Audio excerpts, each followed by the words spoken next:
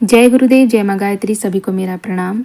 आज हम बात करेंगे कि माला में 108 दाने क्यों होते हैं और माला जप करने से क्या प्रभाव हमारे ऊपर पड़ता है, माला जप के लिए क्यों आवश्यक होता है और इसमें 108 दाने ही क्यों होते हैं। चलिए इन सभी पर विचार करते हैं। उपासना में जप का स्थान सबसे ऊपर है। राम नाम से लेकर गायत्री मंत्र तक सभी मंत्रों का जप माला पर ही किया जाता है। माला में 108 दाने होते हैं। इसके संबंध में सहज ही यह प्रश्न उठता है कि इतने ही दाने क्यों रखे गए, इसमें न्यूनाधिक क्यों नहीं रखे गए। ऋषियों ने प्रत्येक व्यवस्था बहुत विचारपूर्वक की है।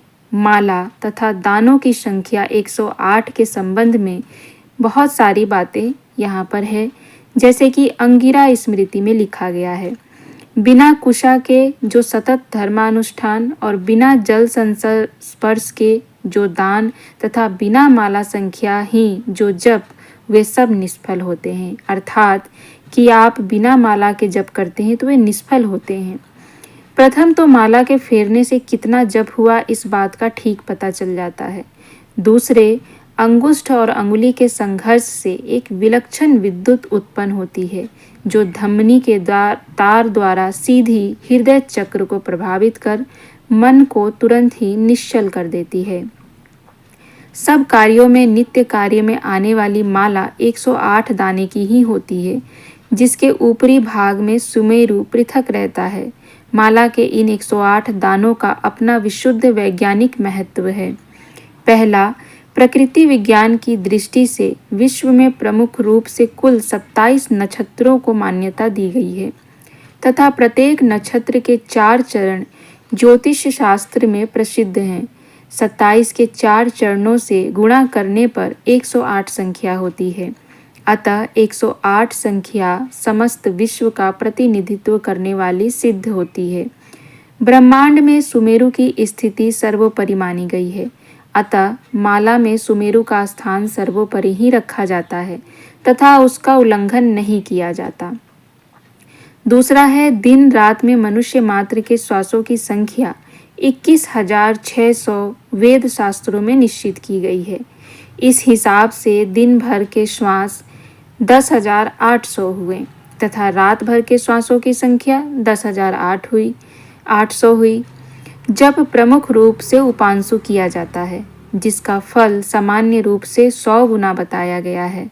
अतः प्रातः साय संख्या में 108 108 जप करने से 108 इंटू 108 10,800 हुआ। तीसरा है, ज्योतिष शास्त्र में समस्त विश्व ब्रह्मांड को 12-12 भागों में विभाजन किया गया है, जिनको राशि की संज्ञा प्रदान की गई है तथा प्रमुख रूप से 9 ग्रह माने गए हैं। अतः 12 राशि और 9 ग्रह का गुणनफल होता है 108। और चौथा है, सृष्टि का मूल है ब्रह्मा, जो कि निर्गुण, निर्विकार, नित्य, सत्य एवं सत्व युक्त है। उसके उत्पन्न अव्यक्त में इन गुण के अतिरिक्त आवरण शक्ति का प्राधान्य है, जिससे उसका स्वभाव 2 प्रकार का हो ही जाता है। इससे आगे महत है, जिसमें उपरोक्त 2 गुणों के अतिरिक्त विक्षेप शक्ति का समावेश भी है। फलतः वह त्रिगुणात्मक हुआ। अहंकार ब्रह्म का चतुर्थावकार है, जो तत्वों के आधिक्य और पूर्ववर्ती पदार्थ के 3 गुणों को भी धारण करने से 4 गुणों वाला हुआ। इस प्रकार आकाश आदि सभी पदार्थ अपने एक विशेष गुण के साथ पूर्ववर्ती पदार्थों के गुणों से भी युक्त होते हैं। इस प्रकार जो जितने गुणों को धारण करता है उतने गुणों वाला कहलाता है। पहला अव्यक्त, दूसरा महत, तीसरा अहंकार, चौथा आकाश, पांचवा वायु, छठा तेज, सातवां जल, आठवां भूमि, नवा नवगुणात्मक जगत को धारण करने वाली अपरा, 10 प्रकृति, 54। यह तो सृष्टि क्रिया हुई। अब इस क्रम में प्रलय प्रक्रिया समझनी चाहिए।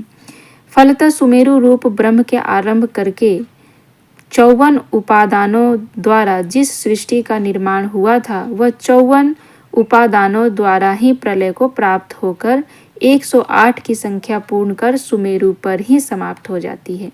तो यह कुछ लॉजिक थे जो जप करने वाले माला में 108 दाने क्यों होते हैं, सुमेरु का क्या अर्थ होता है।